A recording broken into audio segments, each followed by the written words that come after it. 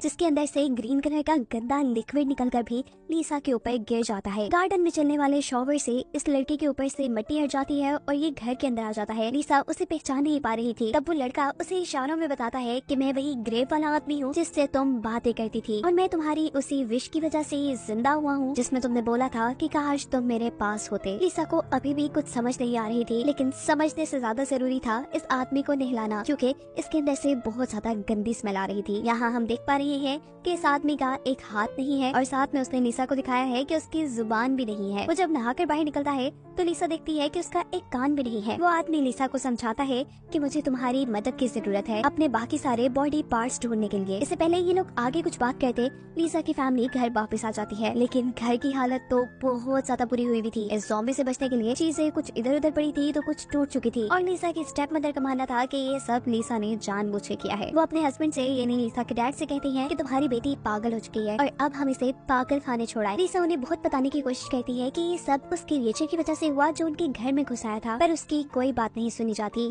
और ये सारी बातें वो क्रिएचर भी कमरे में सुन रहा था।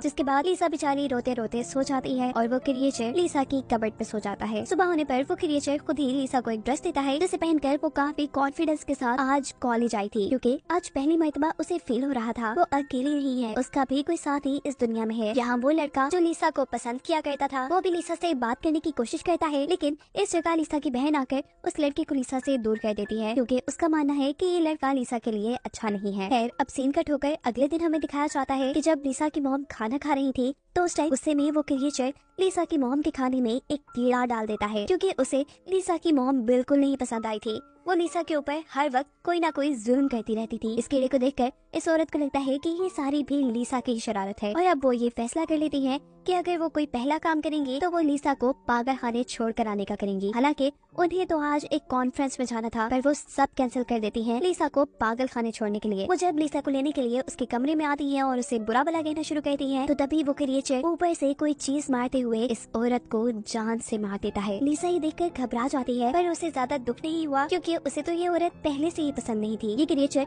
अब इस औरत का कान भी काट चुका था। लाश का ये लोग क्या करते, तो इस लाश को घसीटते हुए ये क्रिएचर और लीसा उसी कब्र तक ले आते हैं जिसमें से ये क्रिएचर जिंदा होकर बाहर निकली थी। लाश ठिकाने लग चुकी थी। अब घर आकर ये क्रिएचर लीसा से कहती है कि इस औरत का कान मेरे जिस्म के साथ सी दो। लीसा ने भी ये कान सी तो दिया था, लेकिन इस कान का कोई फायदा ही नहीं था, क्योंकि ये क्रिएचर इस कान